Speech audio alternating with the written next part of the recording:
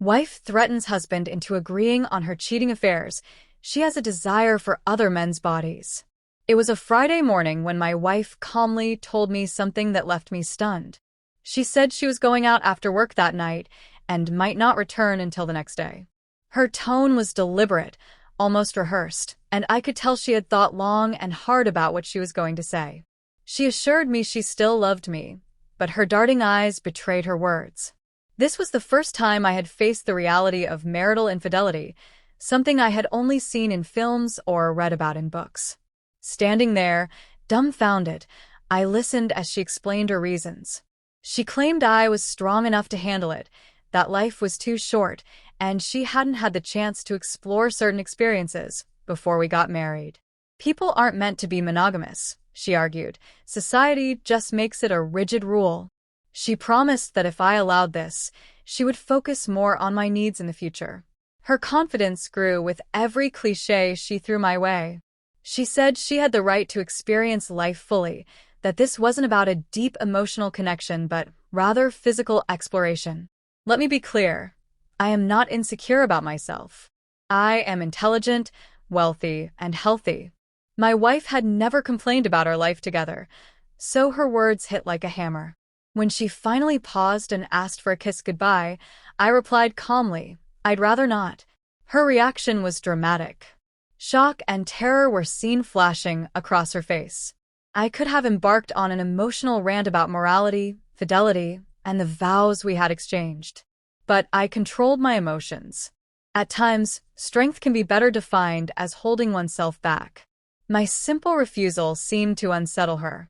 She accused me of clinging to immature resentments and ended her speech with a dramatic ultimatum. "You have to accept my decision or do without me." I stayed firm. My response didn't change. "I'd rather not." Her confidence began to crack. Though she tried to negotiate, offering to limit her time away or reiterating her love for me, my answer remained unwavering. Each time I said, "I'd rather not," it grew in power, reinforcing my position. Eventually, she resorted to threats, citing our prenup and claiming she'd take everything if we divorced. Yet even then, I stayed calm. She did not return that night, nor the following Saturday, or the morning of the next day, Sunday. Sunday evening was the time when she came home in disarray, hair messed, clothes disheveled, eyes panicking. She left her bag right beside the grill, where I was slow roasting ribs. I barely turned to glance her way. "I guess you don't want to kiss me right now," she mumbled. I kept my focus on the grill, flipping the corn and basting the steaks.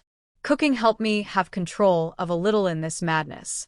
"Can you mind cooking one for me?" she asked gently. "I'd rather not," I replied smoothly. "Can you say something besides that?" she lashed out at me. Her irritation was reaching boiling point. "That's so overdone." "It's better than nothing," I replied placidly. She erupted, begging me to say something or let it be. "Do you want a divorce?" she asked, her voice shaking. "We've been together 7 years, 2 in university, 3 in law school, and 5 married. Are you going to throw that away for 2 weekends?" Her tears streamed as she said, "I have always loved you, but I can't stop wondering about other men. I wanted to feel desirable in another way, to be the girl swept off her feet. I know it's selfish, but I just can't help it. You are an amazing husband, and honestly, I don't deserve you. Please forgive me." I put the steak on toast, covered it with corn kernels, and a slice of grilled peach. Then, turning to her, I said softly, "I'd rather not." "Don't say that." "Don't be so cold," she cried. "Scold me, threaten me, hit me if you must. Just don't ignore me." She begged for forgiveness, promising to change, but my resolve remained firm. "I don't want to," I said, and her desperation turned to bitterness. The tension between us only grew in the days that followed. She tried to win me back, but I avoided her, answering her questions with a nod or a shake of my head. We slept in separate rooms and ate at different times.